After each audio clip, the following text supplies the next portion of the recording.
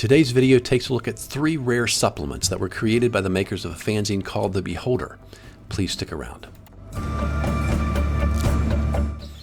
I'm AZ Mountaineer. This is our channel, Old School Rules, where we celebrate the community of old school gamers and grognards who like classic RPGs, miniatures, magazines, and everything that goes with it. Today's video takes a look at these 3 supplements that were put out in connection with a very popular fanzine called The Beholder. We're looking at the Glossary of Magic, Fantasie Scenarios #1 and Fantasie Scenarios #2. These are some really cool, really rare items. Glad to share them with you today.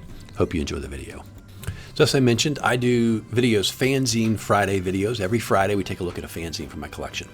These fanzines were amateur supporters of the hobby who created their own magazines essentially. And The Beholder is one of the most popular, most successful that was ever done. Ran from 1979 through 1981. The original creators were Mike Stoner and Guy Duke. They put out a total of 25 issues. They actually transfer the name over to a subsequent publisher who does a few more issues after that.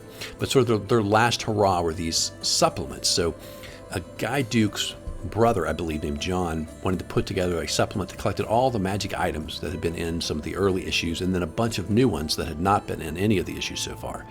That's supplement #1. It's called the Glossary of Magic. And then Guy Duke put a new adventure in most issues of The Beholder. And so the other 2 supplements are just compilations and reprints of some of the best scenarios or adventures that he created that were in The Beholder itself. And so that's where we get Fantasie Scenario Fantasie Scenario #1, supplement #2, and then Fantasie Scenarios booklet 2, which is supplement #3. A little bit confusing. Let's take a look at those.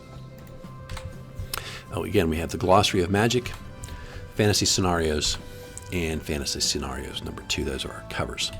Take a look at each of these in turn. Here's the Glossary of Magic. As he said, basically trying to put together a compilation so you don't have to go back through all your old fanzines looking for stuff. And here, the table of contents, he tells you how he's organized that. Some random tables if you wanted to roll these up as a DM. What he calls miscellaneous items, group 1 and 2, potions, rings and staves, swords and armor, and miscellaneous weapons.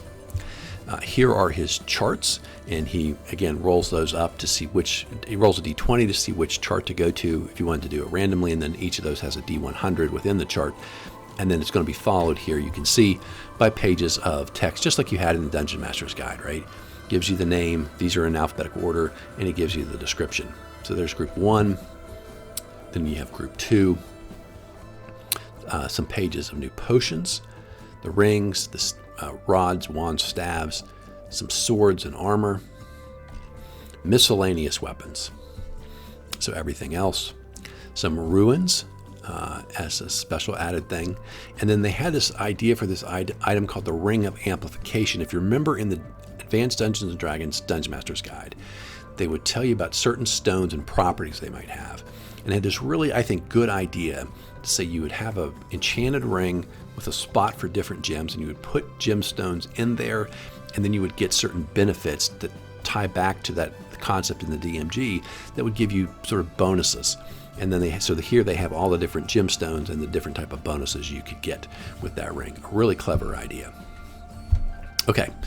Moving on to the scenarios, I'm not going to go over these again. If you want to see them, I'll tell you which book they're in, and you can go look at the original fanzine videos that I did and see the full discussion about these. Okay, so here's our introductory page, and they mention here, just for historical purposes, that there's going to be supplement 3, which will have more scenarios. It actually, you'll see in a second, is going to change from what they list. They had an idea for another book of scenarios that doesn't happen, and then a book #5, which would be all their monsters. They have lots of monsters in this fanzine. That never happens either. So here's the list of what they said they were going to do. And here's this really cool advertisement for the new Beholder that's coming soon, produced by the people who used to make a fanzine called The Aerial Servant. Okay, so here are the things that you would get, right? The Ring of Fire, the Gorge of the Afterlife, Uggish and the Grim Knock, and the Dripping Chasm. Okay. Here is the Ring of Fire. That's originally in the Beholder #11. You go into this crater around a volcano.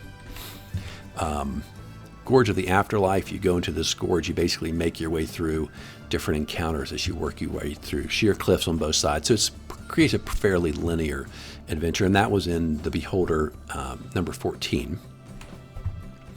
This is a really simple map. This is from Uggish and Gribnock. And so you had this sort of little bit of wilderness map, and then you make your way into this orc stronghold and get in and fight your way through that. And that was in the Beholder number 19. And then finally we have the Dripping Chasm was in the Beholder number 18.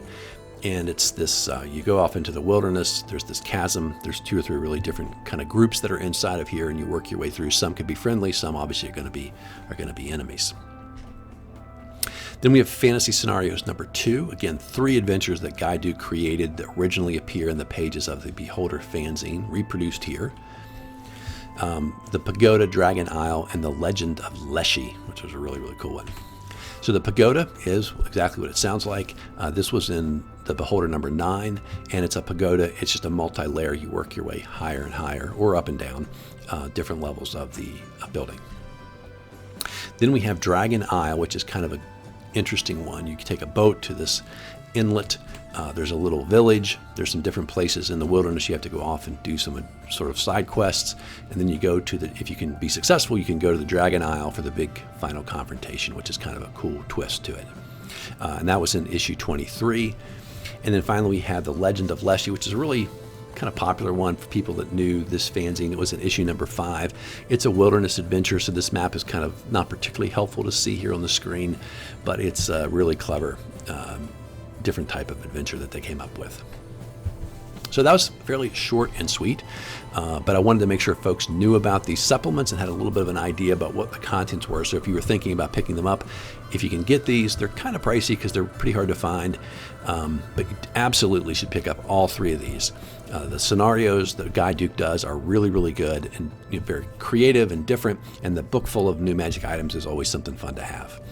Hope you guys enjoyed today's video. I hope you enjoy my channel, and I hope you're subscribed.